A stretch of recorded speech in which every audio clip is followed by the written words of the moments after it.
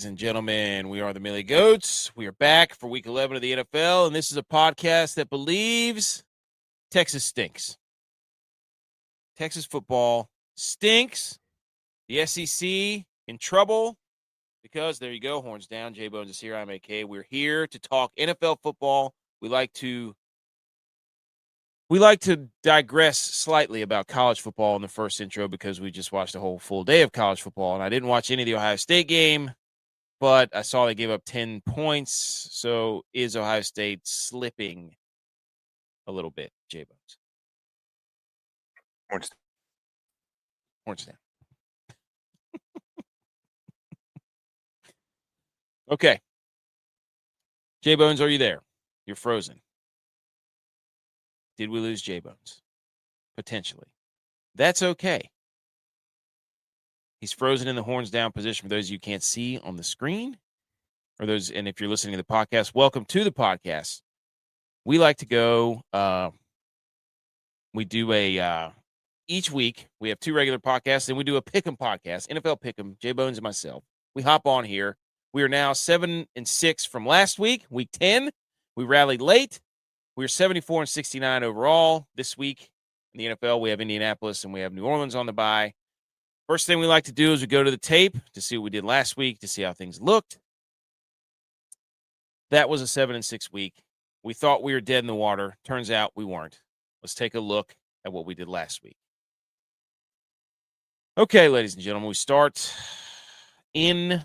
We did not pick the Thursday night game last week. We forgot. It was a terrible game. But we start in Germany, where the line was plus 5.5 to the Falcons. And, of course, the Colts win by 6 in overtime. Absolutely brutal.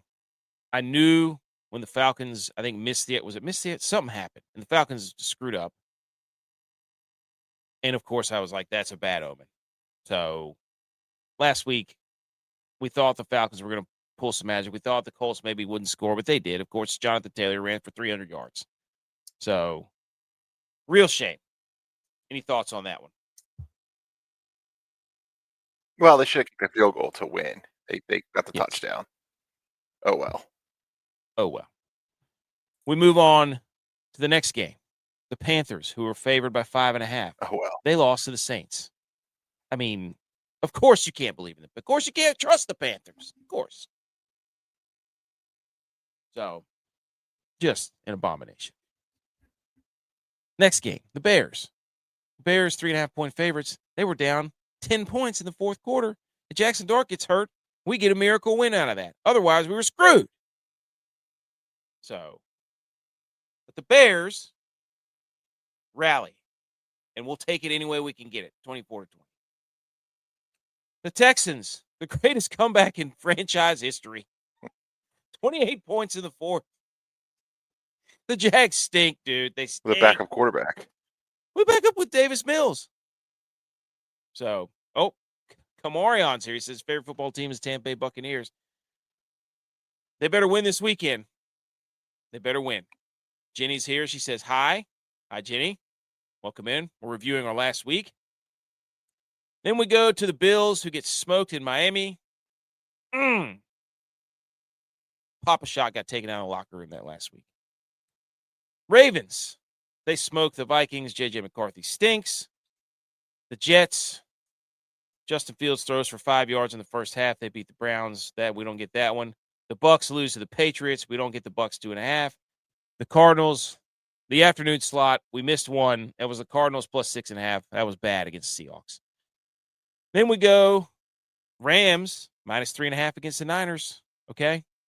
Told you. I believed you. I recused myself from that situation. I let you pick. We win. We all win. I probably saved us a winning week. Lions destroyed the Commanders. We all knew that was going to happen. Chargers throttled the Steelers. Shout out us. Everybody was wanting the Steelers. Absolutely not. And then in a Monday night finale, the Green Bay Packers put up 7 points against the Eagles, and the Eagles covered by plus 2.5. That's beautiful. I can't believe the Packers are favored in that game. They stink. Anything else to add on the rundown there, JBonez? They stink. Jordan Love's terrible. Sorry. I don't think I'd do it any different. Jordan Love's terrible. The Bucks, I mean, Bucky Irving was out. I changed my mind that morning. Otherwise, I mean, the Bills frauds too. So hey, they play each other tomorrow. The Cardinals was a swing. It was a swing. That was a. You know, we were trying hard there. You know what I'm saying? We got caught up in the Jacoby Brissett hype. That was our own fault. But everything. I mean, I wouldn't change anything either. I mean, nothing. Nothing. I felt good about every single one of those. So I don't think we reached on anything. But anyways, hey, winning week. What do we got here? Oh, Jenny's a small creator. There you go. We appreciate you tuning in, Jenny's. We got the Lopez family to YouTube. We're on the move in YouTube here. Here we go. NFL Prods. He says, yo, he's a Chiefs fan. We see the Mahomes there. How we doing, Lopez fam? All right. You got anything else to add on last week? We don't need to look in the past. We can't live in the past. We're going to move to the future. Winning week, 74 and 69 on the year. That's pretty good. Through the windshield, not the rear view. Pretty good. That's right. That's right. The windshield's bigger than the rearview mirror for a reason. I think Jelly Roll said that. Who knows? Ladies and gentlemen, we move on to week 11 of the NFL season. What is our opinion on the Chiefs and Broncos game? Well, if you stick around, you will hear. And are we down to debate? You better believe it, pal. NFL Prods, we're going to go through these games, and then we will get to that game. But we definitely have some opinions on that game. We started it off. JBonez texted me, said, Patriots. That's it. One word. Guess what? We had a Thursday night game. Patriots win 24-14. I wrote down some notes. Vrabel's hair. He's doing a really, really good job of faux hawking that thing forward into a nice widow's peak. He's leading into the widow's peak. Great opening drive by the Jets. TreVeyon Henderson, big load game. It's just like that. Big load game for TreVeyon Henderson. He delivered 3 touchdowns. Got my faux hawk, my widow's peak. The May brother picture. They didn't have to do that to him. They specifically selected a picture of Drake May and his brothers where he looked the smallest. Classic older brother parents move. Hey, do you have a picture of your family? Yes, I do. Was where Drake May looks really little compared to all of his brothers. Hilarious. Big win for the Patriots. They have a legit shot at being the 1 seed. Good call. Where are they on your power rankings? They got to be at the top. I would say at the very tippy top. Despite the fact that their schedule is playing all of the worst teams in football. Yes. If you're asking me about power rankings to get the 1 seed, or actually, I believe they'll make a run in the playoffs. No, power rankings today. Top 10. Top 10. I think you'd have to put Seattle, the Rams. You'd have to put New England up there. You'd have to put I'm not putting the Bears up there.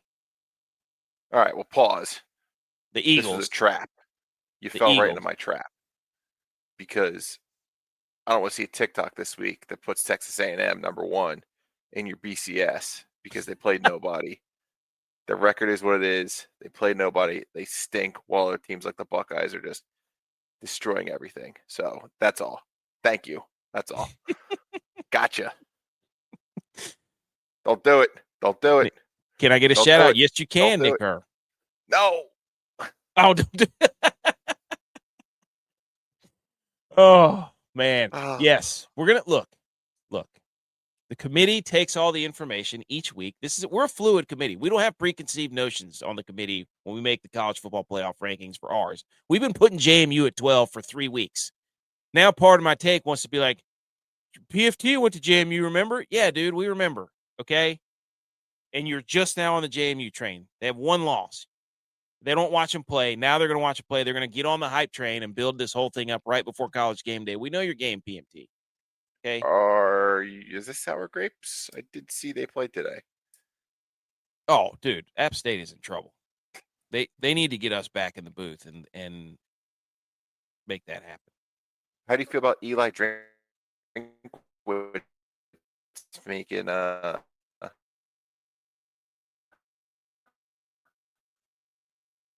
Doing what? Making a move. Making a move to where? I lost you there for a second.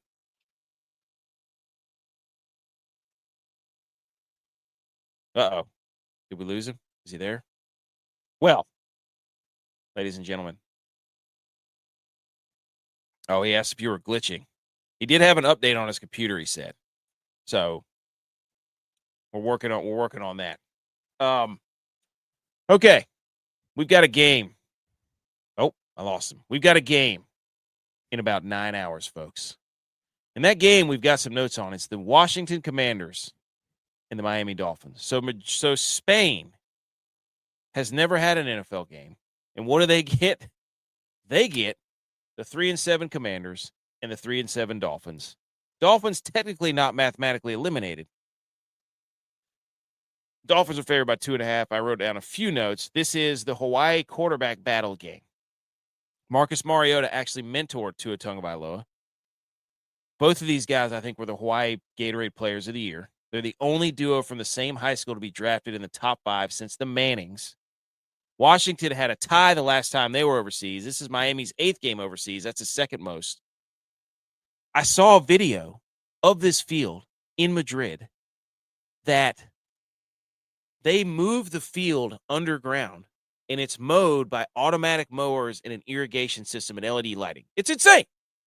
It's insane. I don't know what to do with this. I want to take the Dolphins 2.5. JBonez, thoughts? Well, Dan Quinn is taking over play calling, so everyone gets scared there. Since that fumble against the Bears on Monday Night Football, the Commanders have lost by 22, 21, 24, and 22. Worst stretch since 2003. Cardinals ended the run with a 3-point loss to the Panthers. Deron Payne's out. Devin Achane's second best. Only Jonathan Taylor in terms of yards after contact. So what do we like to do around here? Run the damn ball. I saw John Gruden said that the Dolphins are about to show up on your TV screens in the hunt. He knows ball. The Dolphins. I agree. I'm telling you, they're not mathematically eliminated. 4-7, people are going to start thinking they can play football. Papa Shot being removed, did that fix the Dolphins' fugaziness? Did you see McDaniels hanging out at a Bills bar in Miami? Yes, he drove by the bar. And then he blamed it and said it was AI. Dude, that guy, you can't be 3-7 I mean, I guess you can, but unbelievable. Good for him. Have fun. Then we move to the afternoon slate, ladies and gentlemen. We've got a 1:00 date in an NFC South battle between the 5-5 Panthers and the 3-6 Falcons. And the Panthers, who have the better record, are 3.5-point underdogs in Atlanta. Here's what I wrote down for this. Must win for Carolina if they want to stay on the in the hunt graphic. Carolina gives it up to receiving running backs. What does Atlanta have? They have Bijan Robinson. However, Atlanta gives up the 4th most rushing yards to running backs. Remember the guy they played last week who ran for 300 yards? What does Carolina like to do? Run the football. I don't know what to do here. I don't trust the Panthers. I don't trust the Falcons to win the game. Well, they're terrible in close games. The Panthers are right back where they like to be. Underdogs, right? They got a little bit of success for a minute. Yep. Got to their heads. We've seen this game already this year. The Panthers blanked the Falcons in week 3, 30-0. So there is Drake London injury watch. Makes you a little bit nervous. But your boy Bijan Robinson, not a single touchdown in 4 games since that big Monday night game against the Bills. Pending free agent Tyler Algier sucking all the goal line touches as 3 in that time. So it seems like it's time for Bijan to score a touchdown. I'm making a parlay. I'm starting with Bijan to score a touchdown tomorrow. I love that. Falcons got blanked. That's embarrassing. You get shut out. Bad news. Bad things happening. Starting to hear the whispers of a Raheem Morris maybe isn't cut out to be the guy down in Atlanta. Who would have thought? Just as much as you're thinking the Panthers want to be in the hunt, Falcons want to be in the hunt also. I think the Falcons avenge week 3, come out with a win. Panthers last week, same situation, just run the ball, couldn't do it. I mean, I think it was a fun story for the first half of the year, but water finds its level. Yeah, Falcons win tomorrow. the Bryce Young experience is he stinks. He's not good. He's not good. Not good. Okay, I agree. Falcons. What's that number? 3.5? -3.5. Falcons. Next game, 1:00, CBS. Buffalo Bills go home. Two teams coming off a loss. Pretty bad loss for the Bills. They're apparently not dressing their second, first-round wide receiver, whatever he is, Keon Coleman. Healthy scratch. Healthy scratch. And we've got the Buccaneers, who lost to the Patriots, facing their second AFC East opponent in a row. The Buccaneers are 5.5-point dogs on the road. The Bills are favored by 5.5. Both teams 6-3. I wrote down for this one, what did I write down? Tampa Bay gives it up through the air. Buffalo's the third most rushing yards given up to running backs. Most important point, revenge game. Sean McDermott, Todd Bowles, both considered for the 2015 New York Jets head coaching job. Todd Bowles got it. Ooh. You think Sean McDermott doesn't remember that? You got I bet he does. Yeah. NFL Prod says give him the Panthers. Oh, you can have the Panthers. We'll take the Falcons. That worked out. Write it down. All right, here's the thing. I got to start by just throwing someone under the bus because whoever does the Bills uniforms, I don't want to say incompetent, but we saw the debacle with the whiteout. They're bringing back the home whites tomorrow. You can't. You can't. Throwback helmet.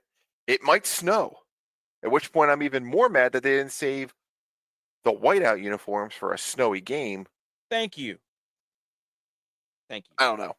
Fun fact, sidebar, when I was looking things up, I Googled, and Google suggested and let me know that the Chicago Bulls and the Milwaukee Bucks head-to-head record is Bulls 137, Bucks 135 in the I-94 rivalry. Just a sidebar, when I tried to find Bucks-Bills, it was pointing me into Bulls-Bucks. Side note there. I've got the most I have to say about any game right here, right now. I love this. The Bucks are 6th in blitz, 5th in pressure rates. Josh Allen, number 9, yards per attempt, 16. EPA versus the blitz. The problem is he's good at diagnosing the blitz and getting the ball out quick. When he does not get the ball out quick, though, absolute disaster. Becomes the 31st in EPA, 37th in success rate. Josh Allen is the number 37 ranked quarterback in success rate. That's right, 32 teams, he's ranked 37 when the blitz is getting in if he misdiagnoses it at the time. Can Josh Allen diagnose the blitz and put him in a position to succeed? We'll find out. The key is going to be in the play action game. Versus play action, the Bucks are 28th in EPA as a defense. They're very bad at defending the play action. Jumps all the way up to 11th when it's not a play action play. So, you look at the situation. Can they get the ground game going with James Cook? Got a top 11 defense in the Bucks. Probably going to be difficult to find it, especially when you look at the receiving game for the Bills, right? You already mentioned Keon Coleman's going to be out. Dalton Kincaid's gone. Maybe be gone for an extended period of time. Did you know Josh Allen has 5 interceptions on the year? All of which happened when Dalton Kincaid was not on the field. Big problem. I think this is a situation. He's the guy. He's a security blanket as much tight ends are in the game today. I feel like this is a game where you're going to have Joey Bag of Donuts headed to the tickets and going, the Bills had a letdown last week. They won the Super Bowl against the Chiefs. They ain't going to lose this one. No way. The Bucks, a team from Florida, comes up in the snow. It's an easy one for the Bills. I think we're wrong. I think the uniforms are going to be a curse. Last note here, last 50 starts. Tua Tagovailoa has more yards than Josh Allen, a better completion percentage than Josh Allen, has more touchdowns than Josh Allen, and a higher passer rating than Josh Allen. He's a bum. He's going to run. But as far as playing quarterback, I think the bubbles burst. They missed their chance. Bucks return to who they are. Who cares who's missing the run game for them? It's going to be a Baker show-out game. He really has his worst games against NFC South opponents. He'll be there. Baker. Give me the Bucks. Upset special today. Outright? Outright. Oh, man. I like that. The Bills, or the Bills, man, they don't look right. They just don't look right. They're not blowing people out. They don't score. they've gone the other way too much. They're like they're subscribing to almost what the Eagles do, which is like, we have got to not turn the ball over. That's the most important thing. So, yeah, we saw against the Patriots. There's throws to be made that he's scared to make because when there's not throws to make there, he has forced them in the past and come back to bite him. So now he's just they've battered quarterback. Yeah, he doesn't know who he is. He's trapped in no man's land. Well, he's not just a football player. No, he's more than a football player is what he is. Okay? Forget football. Okay, this next game, man. The Chargers and the Jags, dude. The Jags they should have done a hard knocks on the Jags because I don't know what we know they stink, but at the same time, sometimes they don't stink. But Trevor Lawrence stinks. The Chargers have no offensive line, so they've adjusted their whole. You talked about this weeks ago. Get the ball out, get the ball out, get the ball out. I wrote down for this game. What did I write down? Jacksonville is 28th in passing defense. They stink against the pass, but they're second in INTs. Both of these teams are top 5 in time of possession. They hold the ball forever. The Chargers, 4th in total yards allowed. I'm naming this the prototypical quarterback showdown. Because when you look at Justin Herbert and you look at Trevor Lawrence, you're thinking, wow, if I could build a quarterback in a lab, they'd be 6'5" and look like these guys. I don't know what to do. The Chargers are favored by 3.5 in Jacksonville. This is a big game for the Jags because the Chiefs and the Jags are chasing each other for the final. This is a playoff game. Did you know that? Let's go. Per Aaron Schatz, Sunday's game between the Chargers and the Jags is the most important game of the season so far, with playoff odds 71% combined leverage. What does that mean? If the Jaguars win, they will have a 57% chance of making the playoffs. A loss knocks them all the way back to 19%. The Chargers come out of this thing with a win. They're looking to get a 91% chance of making the playoffs. A loss, though, slots them all the way back to 58%. So 71% combined leverage. This is a playoff game. This is a playoff playoff game because the last time these two teams played, 2021. Remember that? Chargers up 27-0. What happened? Come back. A little redemption story, perhaps. I will say this last week watching in, the Octo Box. Nice little peek at Liam Cohen up there when they were completing the choke job. He looked like he absolutely gave up on your boy, Trevor Lawrence. Capital B bust. Mm-hmm. Since 2019, teams who blew a 14-point lead in the playoff, 14 or more point lead in the playoffs are 6-12 against the spread the following week. They are winless this year, 0-4 straight up in 2025. Everything I know about this says that this is going to be a Chargers win. And that's why I like the Jags. Dude, they'll do something crazy. What gets the Jags, they can get turnovers. Chargers, can they protect? Is this little short passing game going to work? I don't know. Jags plus 3.5. Yes. Do I think they win? I don't know. But I don't care. 3.5 feels like a rat line trap. 79% of the betting public is on the Chargers. Another reason. No. Home dog. Really? Give me the Jags. Jags are the pick. Final answer. Do it. Okay. He said he's heading to bed. He's going to say what he wants to say. So, okay. All right, fine. Let's jump up to that game real quick. Let's stay. Well, you know what? NFL Prods, we'll jump right to it. We're going to, you know what? You're here. We're here. 425. Chiefs, 5-4. Season on the line. Legacy on the line. At the Broncos, at Mile High. Huge game for Bo Nix and crew. The Chiefs are favored by 3.5. On the road. What did I write down for this game? Kansas City allows the 4th most rushing yards to quarterbacks. Denver is 1st in sacks. Those are the 2 things I wrote down. This is a game that Sean Payton has wanted since they lost to the Bills in the playoffs, because he said, if we beat the Bills, I liked our chances in the next round, which was against who? Chiefs. We're not doing it. We're not doing this. We've done this. We're in week 11. We've been thrown down the stairs by Sean Payton too many times. We are going to get a hotel, and we're going to take Andy Reid coming off a bye. He's 22-4 off a bye. The Broncos, well, they've won 2 of the last 3 against the Chiefs, but that includes a Carson Wentz Chiefs game last year in week 16. 2 consecutive wins in Denver, probably problematic. But here's the thing. Our boy, bring the comment up. He's calling out the injuries already. J.K. Dobbins is out. NFL prods. Dobbins out. Surtain out. Kane out. Here, Wallow question, will Chiefs know what they need to be doing in this game? That's why I will be taking the Chiefs. You are biased, though, my friend.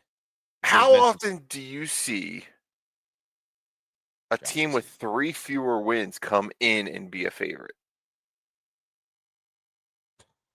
They are begging you to take the Broncos. They are pleading. Vegas says, give me your money. Broncos, Broncos, Broncos. Well, fine. We'll take the Chiefs. What'd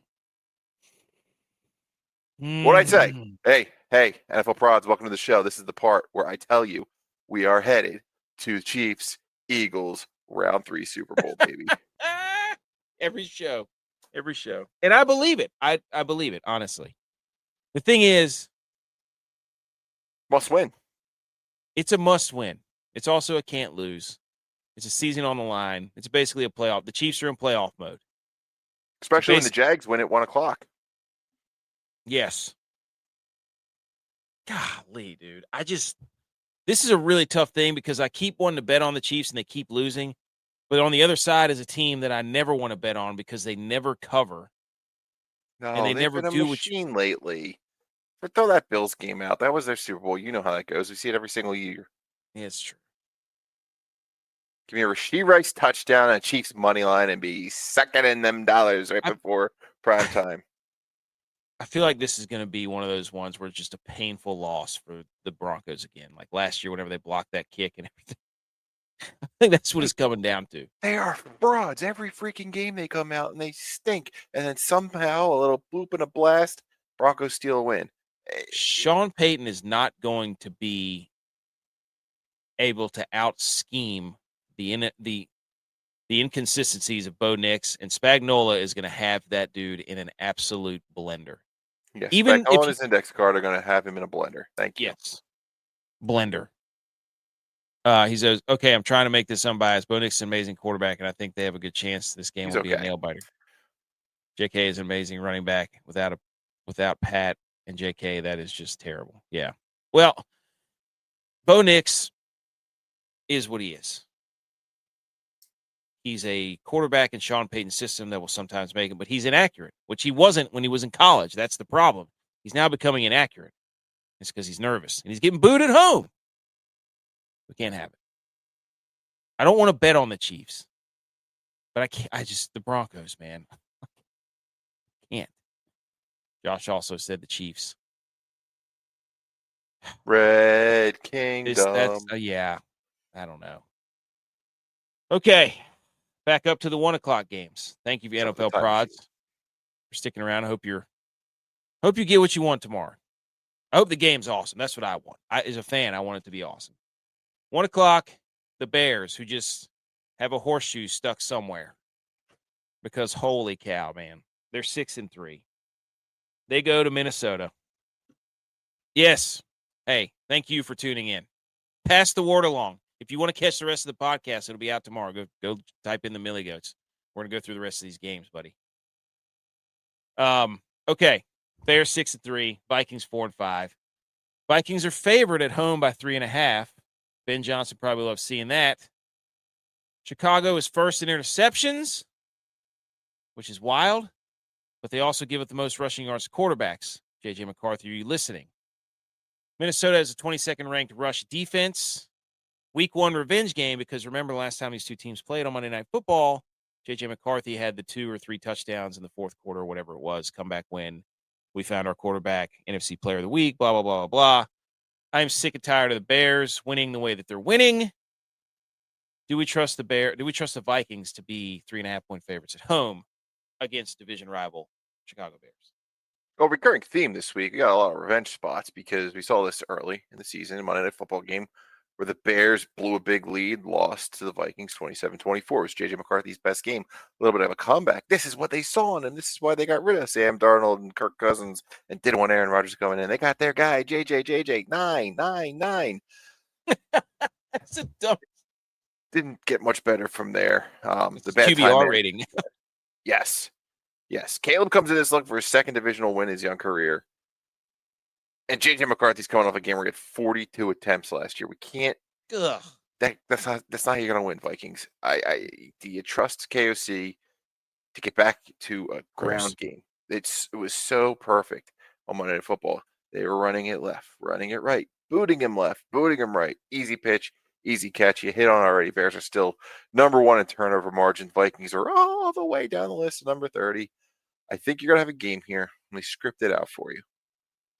Bears look good on the first drive. That scripted drive. Caleb's hitting spots. Boom, boom, boom, boom, boom, boom. Flores kitty blitz.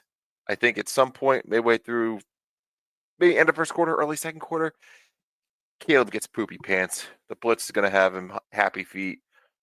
Can the Vikings survive the script? Can they put their own script together to counter the script and get to a 10-10 game in the second quarter, or then you just let Caleb be Caleb and make the mistakes? What does scare me, and I talked about this last week, we saw the Eagles beat the Vikings with a mobile quarterback. Justin Herbert wasn't afraid to use his legs. Matt Stafford or Jared Goff in concrete was the ideal situation for that Vikings defense. Here we go again with a guy who likes to run.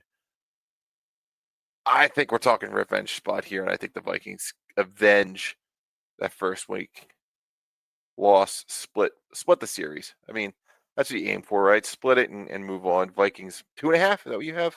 3.5. Vikings minus 3.5. Yeah, I love it even more. They're trying to get you. Don't take the trap. Vikings 3.5. Take the Vikings 3.5 minus 3.5. Yep. I love it. I think the Bears are they've what the Bengals they had to come back on. That was a freak play, and then last week Jackson Dart gets hurt, and we get Russell Wilson. I just don't think the Bears are that good. I think they keep getting put in these beautiful situations against terrible teams, and they have more talent. They have a better coach. You know what I mean? Yeah. So I think Flores is going to absolutely smoke Caleb Williams. I think it's over. I think it's over. Anyways. Okay. Vikings minus 3.5. Next game, 1:00. The Green Bay Packers at 5-3-1. 7.5-point favorites on the road in New York. Well, not New York, technically. To face the 2-8 Giants, who just named their starting quarterback. The greatest show on turf, baby. Jameis Winston. This is a Jameis game. New York Giants have allowed the second most rushing yards to running backs. That's not a good sign. New coach, new quarterback bump. Mike Kafka, Northwestern superstar quarterback. I don't know how that plays into this, but that's a fun fact. I was looking for some LaFleur, Kafka revenge spots. Couldn't find any when I was doing the research. But Kafka coming off a big cover by Northwestern today against Michigan. Maybe that gives him a little juice. But Giants are 7.5-point dogs. The Packers, they have no offensive identity. They can't decide if they want to actually just run the football with Josh Jacobs or make and I said this earlier in the year, or make the push for Jordan Love, his MVP case, which when they do that, it blows up in their face. This is the game. They run the football, but Jameis Winston might throw for 400 yards. What do you think? I'd like to just read a passage here from the good Lord here. The horse is prepared for battle, but victory comes from the Lord. That's Proverbs 21:31. Thank you, Jameis Winston, Twitter. Appreciate it. Listen, there's certain things that you got to live by. And when you get an interim quarterback or a backup quarterback, you get juju. When you get an interim head coach, you get juju. When you bring those two perfect storms together, oh my God, you take the gift it is and run to the ticket with it. I've already bet Jameis Winston 300 yards and 2 touchdowns at a 10-1 clip. All right. The Packers stink. They peaked early. Tucker Kraft dead. That's a problem. You saw last week they were anemic on offense. Great. They can run the ball, sure. But defenses know that now. They know that he doesn't have a security blanket. Again, Dalton Kincaid, Tucker Kraft, these tight ends go out, the offense suffers. The Packers have scored 1 touchdown on 18 first-half possessions the last 4 games. The last 4 games, they average a single point per drive, which is 30th in the NFL. I did see a funny little Peter Schrager quote about how Jeff Hafley, going to be basically auditioning for the job a la Ben Johnson when he played the Bears at the end of last season. This would be the biggest interim coach upset since the Chiefs knocked off who?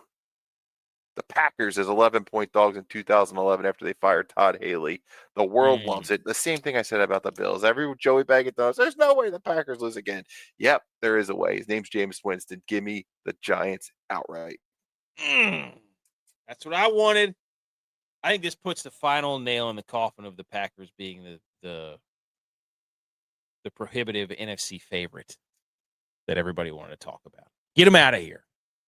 They stink. Jordan Love, too inconsistent. They're 1-3 when their defense gives up 16 points or less. That's awful, especially for Matt LaFleur, supposed to be an offensive whiz, but people are like, oh, this is on Matt LaFleur. No, it's not. You don't think Matt LaFleur watches his quarterback throw interception after interception? He knows that he can't do stuff with him. And when he tries to turn him loose, he screws it up. Come on. Anyways. All right, we got a question from Rav B. He goes, 2 wide receiver, 2 running back, 1 flex, full PPR. Dobbs, JMO, Allen, Franklin, Pearsall, CMC, White, Tracy, Monty, Vidal, Aaron Jones. Are you asking us who you should play? Christian McCaffrey is a must start. Yes. He's number 2 in receptions. Yes, I would absolutely play Dobbs CMC. is dead. Yeah. JMO's going to get bottled up. I would play. I'd play JMO, and I'd play Franklin probably. That's just me. All right, there it is. CMC, and then if your other running back, I'd probably Aaron Jones, right? Yeah, I'd probably go Aaron. Well, he drafted him. He didn't draft him Benjamin week 11. Nope. Play him. I'd go Rashad White too. The Bills suck against the run. Third most rushing Rashad White there. Yeah, I agree. But flex him. Next game, 1:00. AFC North football, baby. I think that's the first thing I wrote down. AFC. I'm gonna just click. AFC North football. Cincinnati gives up the most rushing yards to running backs. Pittsburgh allows the most. I wrote that down too. Pittsburgh allows the most passing yards to quarterbacks and the most receiving yards to wide receivers. So these two offenses, I don't know what the hell to expect with this game. You're welcome, Rabbi. Thank you for tuning in and asking a question. We appreciate it. I hope you're not a Steelers or a Bengals fan because we're about to go nuclear on them. The Steelers can't run the ball, even though you should run the ball. However, Joe Flacco might throw for 500 yards. Those Lightning strike twice. Jamar Chase, 16 catches on 23 targets the last time they played the Steelers. We saw that shift where they moved Ramsey to safety. It may have fixed the Steelers' defense. They've looked much better since that game, despite, losing a couple. But they did beat the Colts. That mean anything new? No? Maybe? You nailed it. They only win when they get 5 turnovers or more. Well, this is true. But I think tomorrow could change it. There's whispers in the papers that Will Howard is about to replace your boy Aaron Rodgers, starting quarterback as the Steelers. There's whispers. Aaron Rodgers was not on the injury report, so I'm looking for the phantom injury to marry up to these whispers and maybe believe something. Because I don't think Mike Tomlin was the kind of guy that just benches a Hall of Famer out of nowhere in Week 11. The Steelers have played the 5th hardest schedules of run defenses so far. They are hungry for the kind of defense the Bengals are going to offer them. We saw Jaylen Warren a week ago rush for 100 yards. You're going to see a lot more of that tomorrow. A lot of Jaylen Warren. Trey Hendrickson is out. A bad defense gets even worse. When he was playing, the Bengals run defense was actually not bad, ranked 9th in yards per carry. However, with Trey Hendrickson out, they have now moved to dead last. We're talking about a difference of 4 yards a carry, 6.2 yards a carry. With just Trey Hendrickson coming out, running backs are getting an extra 2.2 yards per carry. Put that on your resume. Gets better on first down runs. Bengals allowed 4.4 with Trey. Without him, 7.3.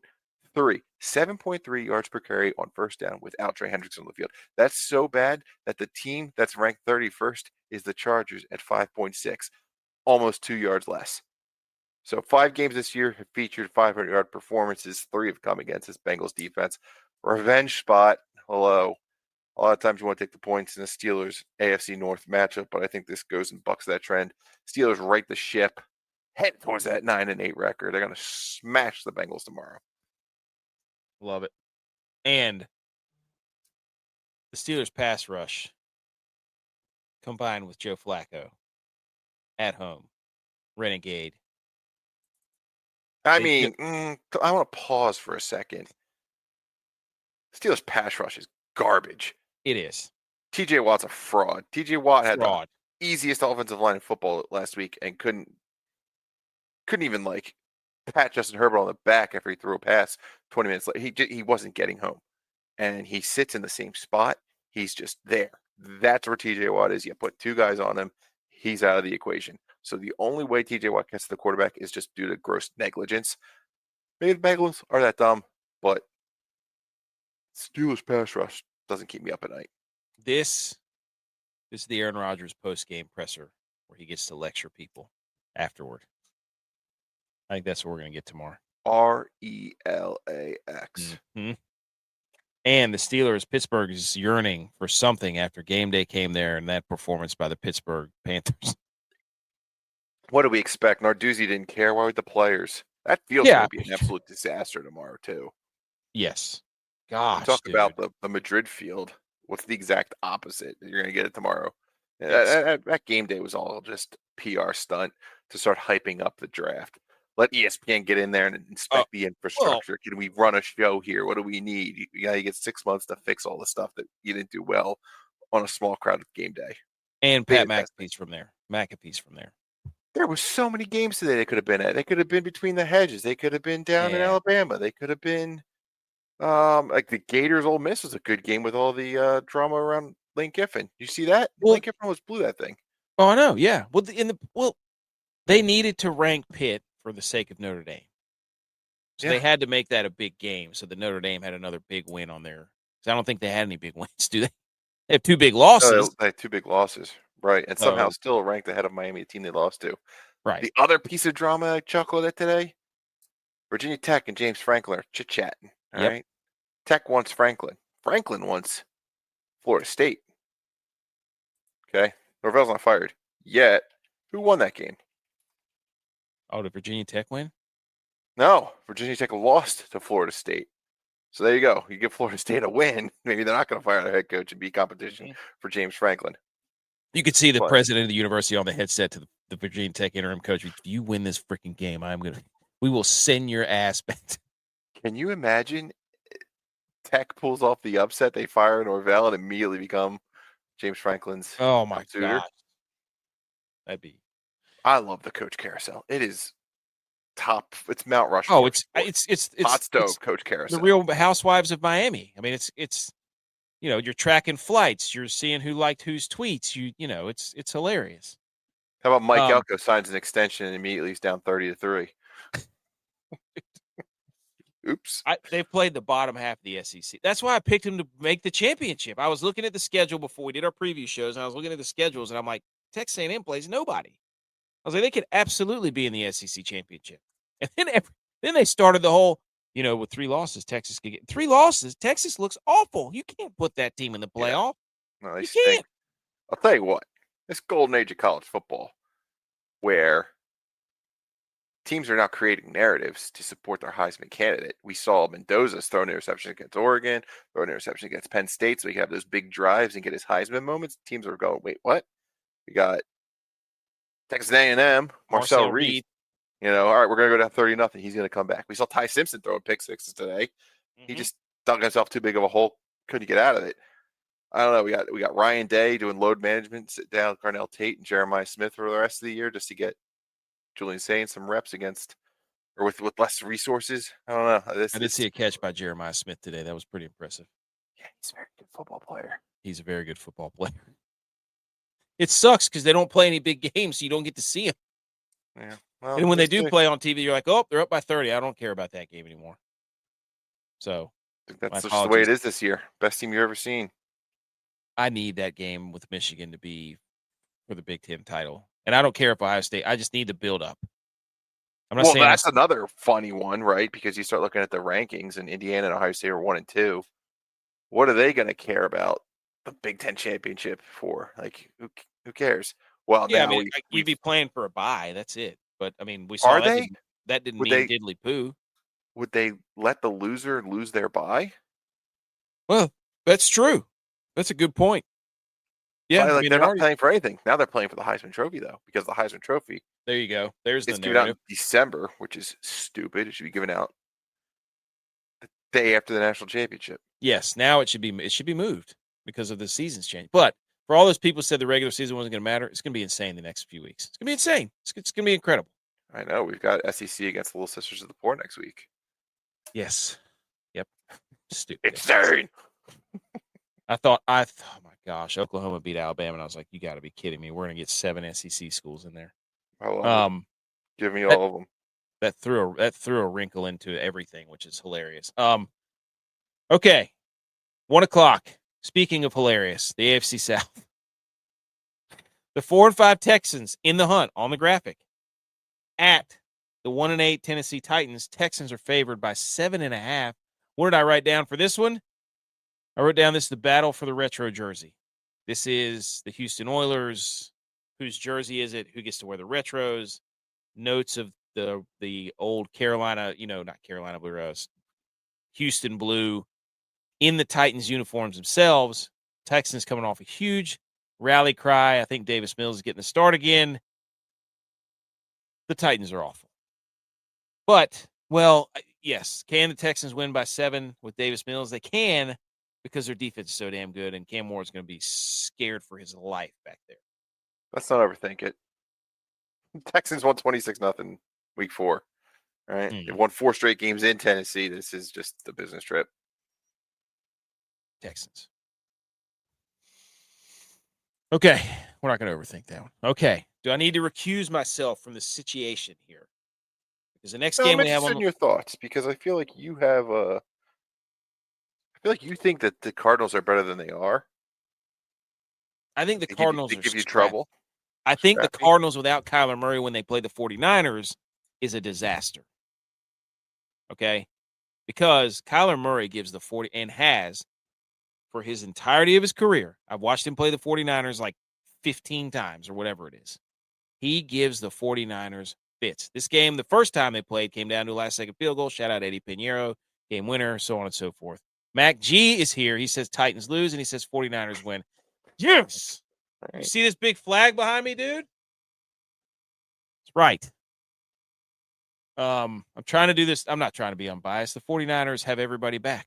Everybody. The offensive line is healthy. Well, minus Bosa and minus Fred Warner. Pearsall's back. Demarcus Robinson's back. Kittle's out there.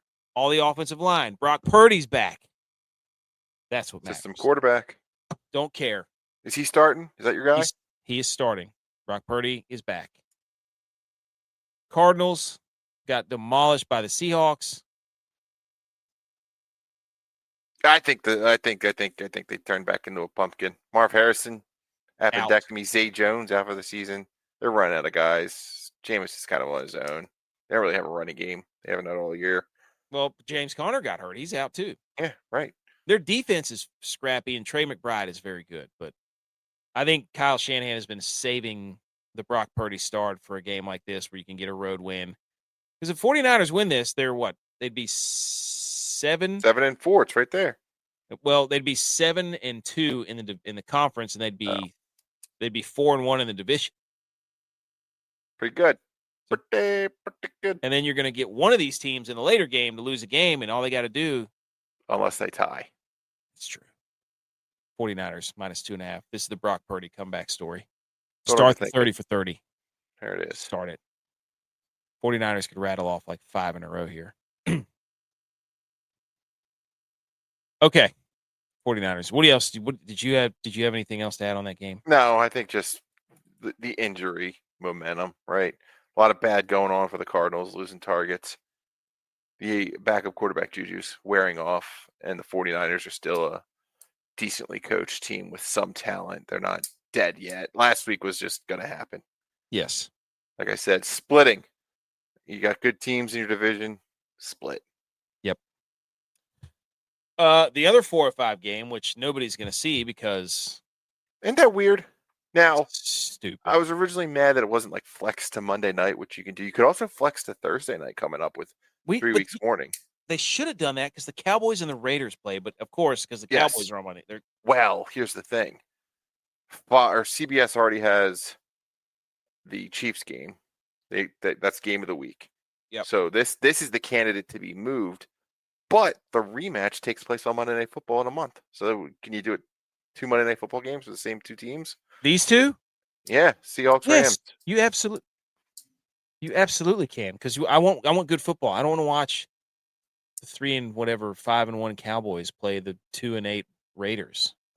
That quad box is going to hit tomorrow at 4:00. Oh my gosh! Give it to me, inject it into my veins, grind it down.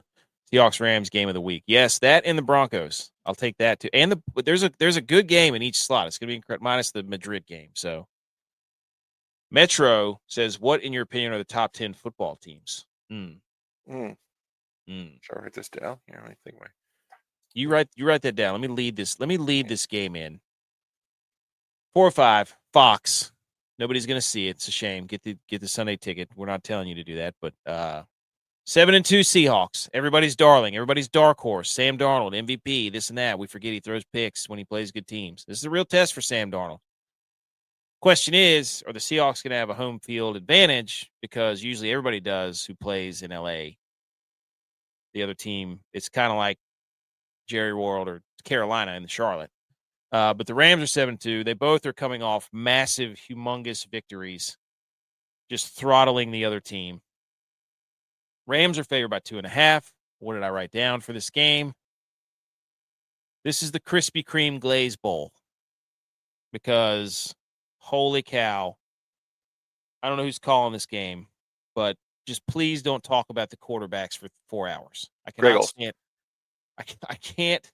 I can't stand another Dr. Seuss, Matt Stafford. He can throw it here. He can throw it there. He can throw it everywhere. He could throw it without green eggs and ham. He could throw it sideways. He could throw it backwards. He can, I don't want to listen to that. These are the top 6 sack defenses. So these defenses are, well, I think the Rams defense is kind of a little fugazi, but the Seattle defense is pretty legit. Seattle allows the most receptions to tight end. The Rams love using that number 18. I cannot remember what his name is. I think he's out of Oregon. He's been a pivotal piece for them. Do we trust the Rams as 2.5-point favorites at home? That's the question. I love the Rams tomorrow. I would trust agree. them with all my money. I look here at public betting. The public loves the Seahawks 83%. Here's the story. So Puka Nacua was out. And when he was out, he was out previously. Oh, he was out, okay. And Sean McVay went into the lab and said, hey, this 31 personnel is kind of cool. And 3 tights.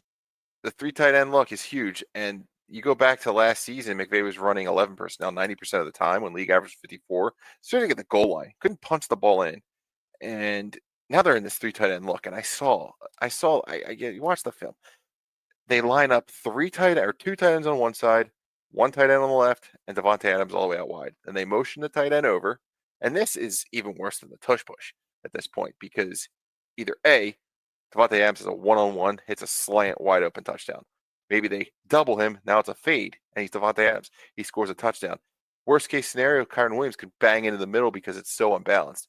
There's this momentum shift to this 13 personnel that's happening where, he's dictating what the defenses are calling and getting out of these base 5 DB looks and bringing in the linebackers. And these tight ends are athletic, and they're beating the linebackers and getting open. And man, it's sitting down in the soft spots of the zone coverage. It's just an absolute checkmate situation that he's going to lock up Mike McDaniel and absolutely exert the genius that is Sean McVay. People forget how great this guy was when he first showed up. He was a wizard. And he's kind of fallen back. He's won a Super Bowl, but yet we still kind of forget how elite he is. They have talent all over. You already mentioned the pass. I think it's still Sam Darnold in a all eyes on you spot until he proves otherwise. You can't trust him. No. Cooper Kupp revenge game. A little scary. Rams are wearing gimmicky uniforms, which has gone bad for a lot of teams in the NFL this year. So but they're black. Could be problematic. All whites are usually the. Yeah. Okay. Fair enough. But I think this 3 tight end set, crazy. Take Puka Nacua off the field. Yeah. Well, it works. And these coaches that are so just locked in and making things happen. Devontae Adams was a cheat code. For them to get Devontae Adams is just absolutely insane. And it's going to be full effect tomorrow. Put Devontae on the ticket. What do you say already? Bijan, put him on the ticket. Cooper, get it. Or not Cooper. Devontae, get him on the ticket. We'll add some more later. I love it. I love it. I think just, there's these teams that everybody wants to ride on, and they forget that when Sam Darnold plays a good defense, he will turn the ball over. I mean, the Rams' losses are what? Eagles blocked field goal, and then a 49ers. Sean McVay pooping his pants trying to call a play in overtime. Yeah, and Kyron Williams top 10. There you go. Okay, Metro. You want it 10-1 or 1-10? Go 10-1. That's how you do it. That's how you reveal something. 10-1. Our mutual hate. The Broncos, number 9. Idiots. The Bills, number 8. Just across the Great Lakes. The Lions, number 7. The Bucks, number 6. The Patriots haven't played a schedule, but I love Mike Vrabel. Drake May may be the MVP. Got to put him in number 6. Number 5 is the loser of tomorrow's game. The Seahawks still keep them there. Strong record. Number 4, the Chiefs. They're going to the Super Bowl. Number 3, the Colts. The record is what it is, but they're going to get demolished in the playoffs. It's only a matter of time. Number 2, the Rams, and the team that blocked the field goal against the Rams is your number 1, reigning, defending Super Bowl champions, Philadelphia Eagles, on their way to the repeat. Can't argue that. I'm not gonna disagree with the Eagles being at 1 because again, you're the champ. That defense is something. Jalen Phillips was a game wreck. He was everywhere against the Packers. I hate to say that, but then again, I watch football, and I'm not going to lie to myself.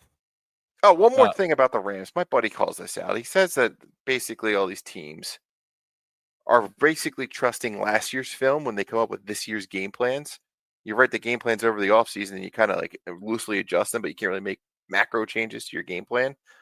So when Sean McVay goes from 90% 11 to 13 like that, it's kind of earth-shattering, and the ripple effect's going to take teams until next year to probably fully adjust to it. So unless teams have athletic linebackers, Eagles and Zach Bond, it's going to be exploited for the rest of the year. Well, and the Rams could be on their way to a Super Bowl. Who beat them, right? The 49ers did it before Fred Warner got hurt. Hugely athletic. Well, they weren't doing it. This is like the last month they found this 13 personnel. Oh, well, that's probably because they lost to the 49ers. They said, shit, we can't not be able to. And they all look the same, too. Just big white tight ends. It's like USC and the punter. Yeah. Which one is it? Is it Higbee? I don't know. All right. Another AFC North football. Let's go. Buckle up. Get your chin straps on, folks. We got a dad blame AFC North palooza going on out here. The Baltimore Ravens, goodness gracious, man. They're going to do it. They are going to do it. We're going to have to listen to the Lamar, brought him all the way back, MVP, cue the Undertaker gif coming up from the coffin and whatever. They're 8.5-point favorites at the Cleveland Browns. What do the notes say? This is a Browns franchise revenge game. Remember, people forget. Cleveland left to become the Ravens, and then they gave the Browns back their franchise. Baltimore allows the second most completions to quarterbacks. Cleveland is second in total yards allowed and passing yards allowed per game. So Cleveland's defense really good. You can throw on Baltimore. Problem is stealing Gabriel. So do we trust the Baltimore Ravens, who kicked like 7 field goals last week, to go into Cleveland and win another game with Lamar seemingly nursing his hamstring back? No. certain things have rules. I mean, we made money off of the Titans just auto betting the other team for several Callahan's weeks. a complete idiot. Browns defense at home, you forget because you see it on the road, but it's very good. Very good. And this is another rematch spot. The Browns did get thumped in week 2, 41-17. However, the Browns defense held Derrick Henry to 23 yards and 11 touches, kept him out of the end zone. And the scoreboard probably wasn't as accurate as the real game script because the Ravens pulled away in the fourth quarter. Defense, touchdowns, fumbles, really piled it on. The Ravens have lost the last 4 games in Cleveland, so they don't love the travel. And the other kind of sub note here, you see it very often with the NFL circles. You try to maybe find a trend on a referee and you go, oh, they call holding a lot. This team runs the ball well. They're not going to run the ball well. Well, guess what? They know that too, and they're trying to just regress to the mean, so they call more holdings to make up their stats. Vikings came out of the game last week with the Ravens, having 8 false starts at home. That's the most false starts for a home team in 16 seasons.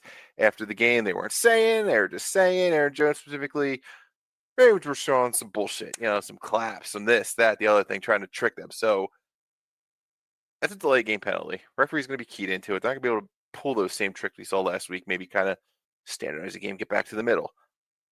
Quinshon Judkins is a machine. He can run the ball. Yes. I think, the Ravens, they're not in a position that they were in prior years where it's pad stats for Lamar to win an MVP or, aspire to be the first round bye and just have this just sexy resume, put some respect on our name. They're kind of in this gridded out win to win, week to week, win to win. They can win. That's fine.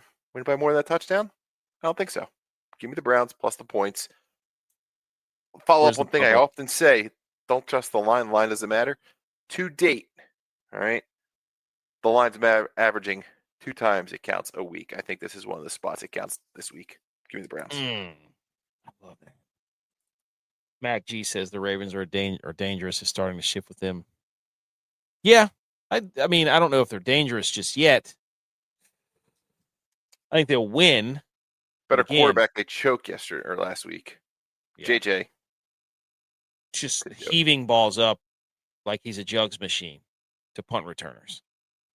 Just inexplicably just throwing deep balls for no reason. Doesn't need to, but does. Browns plus 8.5. Chiefs. We already talked about that one earlier for our guy. Let's sneeze. NFL prod. So we already discussed that one. We're going to move on to the Sunday night game where NFC supremacy is on the line here, ladies and gentlemen. The 6-3 Lions, after their throttling of the hapless Commanders, wasn't that who they just beat? The Lions are doing this thing where it's like, oh, the Lions are back, but they played the Commanders. And then they lose to the Vikings at home. Oh, the Lions are back, play the Commanders, and, Eagles are favored by 1.5. They're 7-2. They've come off another hilarious, somehow they win. 10-7 against the Packers, 7-2. Everybody's talking about the Rams and the Seahawks, and here are the Eagles. They just keep beating everybody. I hate it, but I respect it. This is an outdoor game. We already talked about the Jared Goff last time outdoor thing. That didn't really matter at that point, but everybody loves Dan Campbell taking the play calling over. Say, we got to get J-Mo the ball, right? That works against the oldest team and the oldest defense in the league and the Jaden Daniels-less Commanders. We'll see how smart he looks whenever he's playing the Eagles. So, what do you think? This is your thing. Go ahead. All right. So, fun fact, this is the first time in Jared Goff's career where he will be playing in Philadelphia against a crowd. The only game he played in Philly was COVID, and there was no one there. A lot of chatter. You already talked about it. The Eagles are underperforming. There's this thing that happens when you win a Super Bowl where everyone puts their target on you. And, it was, the Chiefs revenge spot in week 2. And they beat the Chiefs. And there's, the Rams are up and coming. They want to get revenge for the playoffs. This is their biggest game of the year. And the Eagles beat the Rams. It was last week. The Packers, revenge spot. The Eagles beat them twice. They had this game circled all season. They're going to come back and they're going to beat them. And the Eagles beat them. So while all this is going on and everyone wants to knock the Eagles and, Diana Racina can't stop keeping the Eagles' name in her mouth, They keep winning. And they're doing this all while their offensive line, who has only played one game complete as a unit all season long. Guess what? The entire offensive line is off the injury report. The report itself is almost a blank piece of paper. There are a bunch of FPs on Friday. Meanwhile, the Lions are rolling into town without Terrion Arnold, without Kirby Joseph. They just put Sam Laporta on the IR. A ton more guys questionable. A bunch of people they expected to activate from the IR aren't going to be activated. Aiden Hutchinson called it a must-win. I'm on Ron St. Bar. Last year, we would have beat the Eagles in the NFC Championship if we made it. Defend the crown. We're not going to have some tight end turned tight end coach turned head coach turned play caller for the second time in his life. He's not going to go and outplay or outcoach or outscript one of the best modern day defensive coordinators, Vic Fangio. Bird squash them. They play far too much man coverage for A.J. Brown not to have a big game. Probably game ball can go right in Diana Rossini's mouth afterward. EAGLES -1.5. I'm not going to dispute that. The Lions fans are funny, man. I was talking to a guy, Lions fan. He's like, "Yeah, we're going to win by two possessions." And I'm like, "Are you based off of what?" Quinyon Mitchell's the number one cornerback in football. I don't know. Yeah. And meanwhile, Adoree Jackson on the other side, they've had this like rotating cast of DB2 because they want to keep Cooper DeJean in the slot. They try to trade for Jay Alexander. He's the second guy to show up in the building, look around, and go, I'm out, and retire. Zaire Smith, he showed up, looked around, retire. But Adoree Jackson, according to Advanced Analytics, has like the third smallest window somehow. I don't know. It makes no sense. But you just said it already. Jalen Phillips added in there. They got Nolan Smith back, another edge rusher. Brandon Graham's getting into shape. Ajomo, incredible interior pressure. I mean, like they just keep coming on defensive line. So I don't trust the Lions. I don't trust the Lions against good teams. They're too hurt. I don't trust them against good teams. A dozen starters. And they're all 22. Who have the Lions beat? I think they have one win against a good team, and it was, initially it was like, it's the Ravens, but that doesn't look that great. Yeah, and they were falling apart. Okay, so they beat the Bucks. Okay, they beat the Bucks at home. They lost to the Chiefs. They beat the Bengals. They beat the Browns. They beat the Bears. They beat the Ravens. But the Bucks were dying in that game too. They lost to the Packers. So, I mean, it's Mike. That's the one. Mike Evans came back and got his face caved in and his collarbone break. So the Lions, they've lost to all the good teams they played. This is the best team they played. It's hard enough turning over your coordinators to fire the guy 9 weeks in, take over play calling. As a guy who doesn't even call plays, this isn't like a, Well, I mean, that's what does that tell you? Not good. How about Matt LaFleur last week on Monday Night Football drawing things up on his iPad? He's trying to figure how do I draw a play where my quarterback doesn't look like a complete idiot? The tight end, again, we said it about the Bills, we said it about the Packers. You lose your tight end, you lose your security blanket, these teams just completely crash out. Yeah. Laporta out, line stinky. Go Birds, go. Monday night, we don't really have to spend much time on this. Cowboys. What do you like? I didn't write a single thing down for this one. Here's what I wrote down. Cowboys 3-5-1. They're favored by 3.5 on the road at the Raiders. Cowboys are actually getting a lot of pieces back. They got the dude from the Jets, Quinn Williams. They're getting Overshown. They're getting one of their DBs back, I think. So I don't know if they're all playing, but I know that's that, and Logan Wilson, obviously they traded. So they're getting some reinforcements on defense. However, they allow the most passing touchdowns to quarterbacks and the most receiving touchdowns to wide receivers. Problem is, if you're the Raiders, you have Geno Smith throwing the football, and you have nobody to catch the football other than Brock Bowers.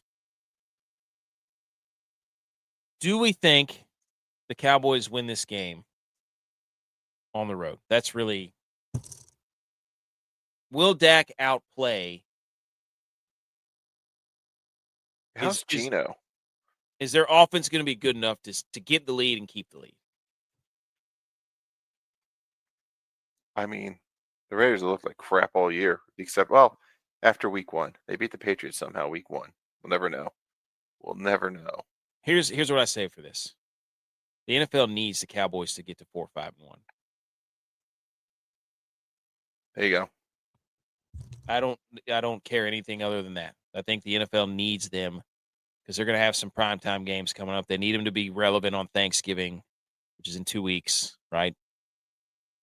We need the Cowboys to be as close to 500, so Thanksgiving means something.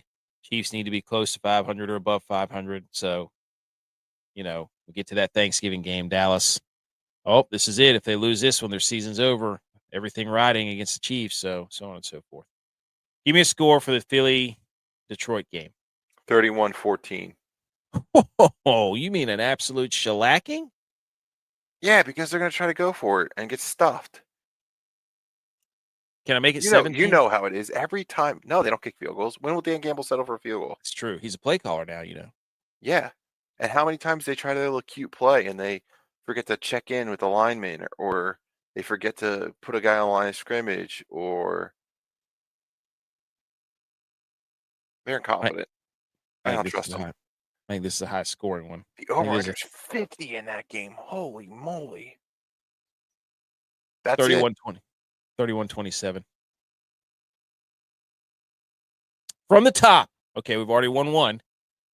We got the Dolphins minus 2.5. I'm trying not to hit buttons here. Dolphins minus 2.5 against the Commanders in Spain, in España. Then we got the Falcons minus 3.5 taking on the Panthers at home. Buccaneers plus 5.5 at Buffalo. Jags plus 3.5 hosting the Chargers. Vikings minus 3.5 hosting the Bears. Giants plus 7.5 hosting the Packers. Steelers minus 5.5 hosting the Bengals. Texans minus 7.5 at the Titans. 49ers minus 2.5 at the Cardinals. Rams minus 2.5 hosting the Seahawks. Browns plus 8.5 hosting the Ravens. Chiefs minus 3.5 at the Broncos. Eagles minus 1.5 hosting the Lions. Cowboys minus 3.5 at the Raiders. And that is 15-0. Lock it in. Save.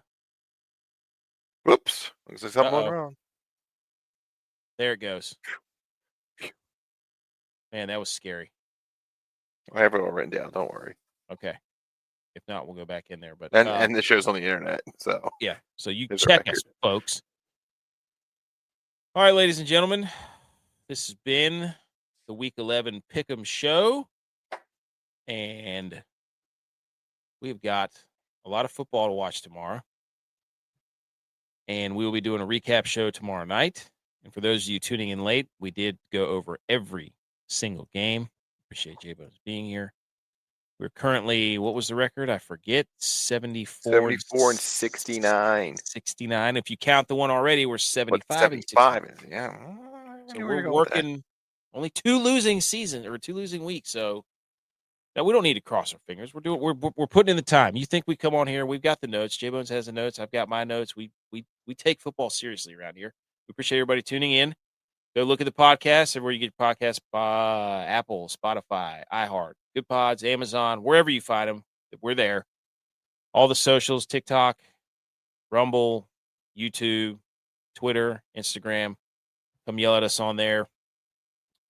Rankings, college football rankings, games of the week. We'll put out the picks graphic tomorrow before the games. Well, I don't know if I'll get it done before the 9th, but maybe I will. I'll do it tonight. And we'll get it out before then. Ladies and gentlemen, this is the Pick Show. Let's go win some games tomorrow. How about that?